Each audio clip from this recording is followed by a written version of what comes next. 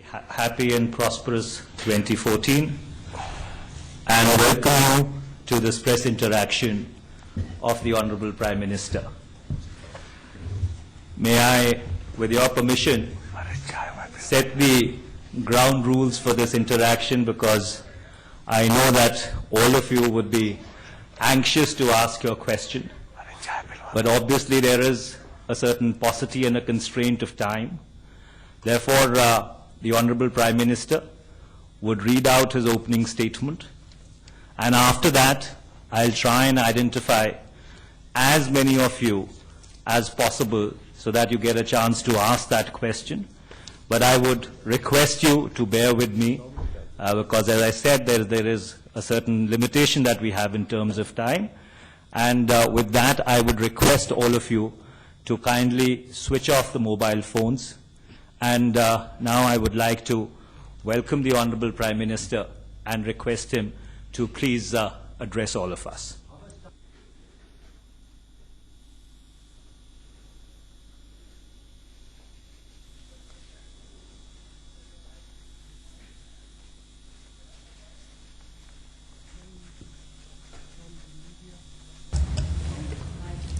Ladies and gentlemen, let me wish you all a very happy new year. Let me say at the outset that I do believe we are set for better times. The cycle of global economic growth is turning for the better.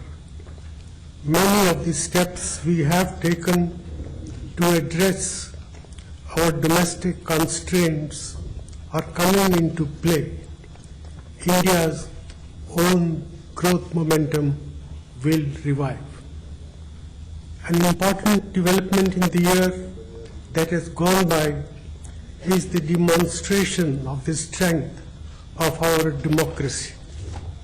Our people have demonstrated their faith in the institutions of democracy by voting in record numbers in the recent assembly elections.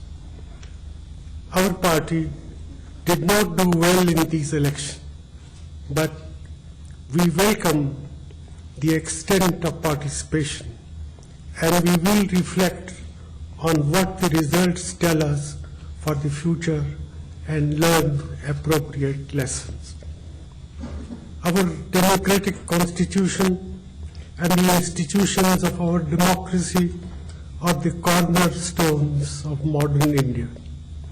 All of us who wish to build a better India, rid of poverty and corruption, must respect these institutions and work through them. They are the legitimate instruments in our hands with all their limitations. No one individual or authority can substitute for the due processes of democratic governance. Friends, over the past decade, we have been through many ups and downs. During my first term in office, India witnessed for the first time in its recorded history a sharp acceleration of the rate of economic growth to 9%. This exceptional performance was followed by a slowdown initiated by the global financial crisis. Over the past couple of years, all emerging economies have experienced a slowdown. India was no exception. Economies have ups and downs, and we should not focus overly on the short term. We should recognize that even if we include the years of slowdown, the rate of growth achieved in the past 9 years is the highest for any 9-year period. And it is not just the acceleration of growth that gives me satisfaction. Equally important is the fact that we made the growth process more socially inclusive than it has ever been. In 2004, I committed our government to what I said would be a new deal for rural India. I believe we have delivered on that promise very substantially. We followed farmer-friendly policies, including raising support prices for farm produce, expanding credits to farmers, and through increased investment in horticulture, in rural development and rural infrastructure, especially roads and electricity. The Mahatma Gandhi National Rural Employment Guarantee Scheme has assured agricultural laborer of a floor and has increased their bargaining power. Improved delivery of health and education services is giving new hope to our brothers and sisters living in rural areas of our country. These initiatives have ensured that agricultural GDP has grown faster than ever before. India has become one of the world's largest producers of food grains, sugar, fruits and vegetables, milk and poultry. Rural wages have increased in real terms much faster than earlier. Rural real consumption per capita has increased 4 times faster. Because of these developments, the percentage of the population below the poverty line has fallen much faster in the period 2004 to 2011 than it did in the previous 10-year period.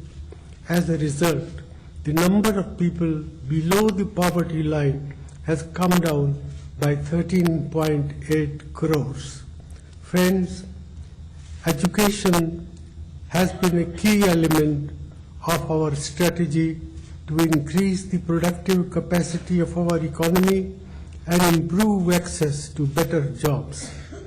I have myself been a beneficiary of liberal scholarships and public investment in education. I can therefore well understand the critical importance of investing in education. I take great pride in the fact that we have transformed the educational landscape of our country through Sarv Shiksha Abhiyan, through new scholarships for scheduled castes, scheduled tribes, other backward classes and minorities, and with the focus on the girl, child and young women, we have widened educational opportunities. We have set up new universities, new institutes of science and technology, new industrial training centers, and enabled the flowering of individual enterprise in skill building and education. I also feel satisfied with our legislative effort. Despite unprecedented parliamentary hold-ups, we have passed several important laws that seek to empower our people and our democratic institutions. I do not wish to elaborate on our achievements in the economic arena. These are spelled out in detail booklet which has been separately distributed, and I would be happy to answer questions. There are, however, 3 points which I would like to make. First, I am concerned that we have not been as successful as we need to be in generating employment in the manufacturing sector. This is an aspect of performance which we are working hard to correct. We need a much stronger effort to support of small and medium enterprises, which can be a major source of good quality employment. Our manufacturing strategy gives high priority to this objective for the future. Second, we have also not been as successful in controlling inflation as we would have wished. This is primarily because food inflation has increased. However, we should remember that those who produce food gain from higher price. Also, our inclusive policies have put more money in the hands of the weaker sections. To keep food prices in control, we need to increase supplies and also improve marketing arrangements and logistics. This is especially important for items which are perishable, such as fruits and vegetables. Much of this work lies in the domain of the states. I'm happy to say that the Food Security Act that we have passed will, to some extent, shield the common man from rising food prices. The worry about inflation is legitimate, but we should also recognize that incomes for most people have increased faster than inflation. I have already mentioned that real wages in rural areas have increased faster than before. Per capita consumption in both rural and urban areas has increased significantly. Third, we are deeply committed to the objective of combating corruption. An array of historical legislation has been enacted to make the work of the government transparent and accountable. Governance has been made more answerable as never before. Most of you have been routinely using the Right to Information Act to access government documents, which was not possible earlier. There is been routinely using the Right to Information Act to access government documents, which was not possible earlier. There is much public concern on high-profile allegations of corruption, notably in regard to 2G spectrum allocations, coal block allocations, and cases related to land. We have taken major steps to change the existing procedures for allocation of spectrum and coal by shifting to auctions so that these problems do not arise in future. Where some decisions taken earlier when allocations were made administratively have come under question, they are being investigated. Any wrongdoing will be punished through due process of law. Land issues are in the domain of state governments, and we have consistently advised state governments to ensure transparency in these cases. Let me conclude with a few words about the external environment.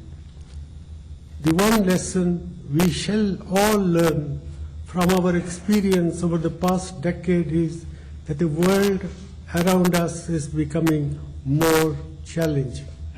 This is both a function of our greater integration with the world and of the international community's expectations from a rising India.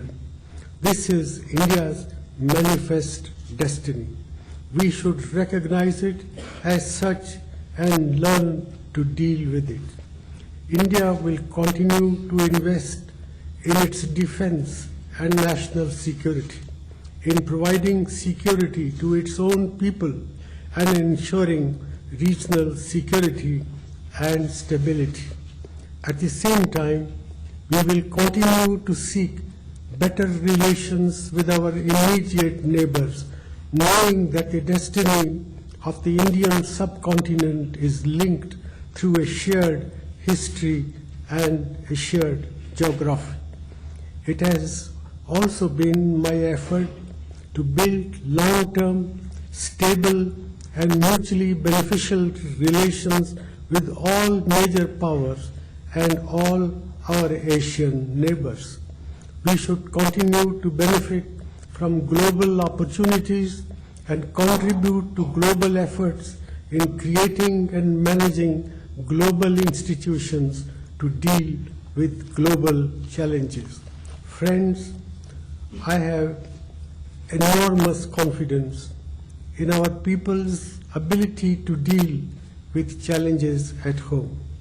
In a few months' time, after the general election, I will hand the baton over to a new Prime Minister. I hope it will be a UPA chosen Prime Minister, and our party will work to that end in the campaign for the general election. I am confident that the new generation of our leaders will also guide this great nation successfully through the uncharted and uncertain waters of global change.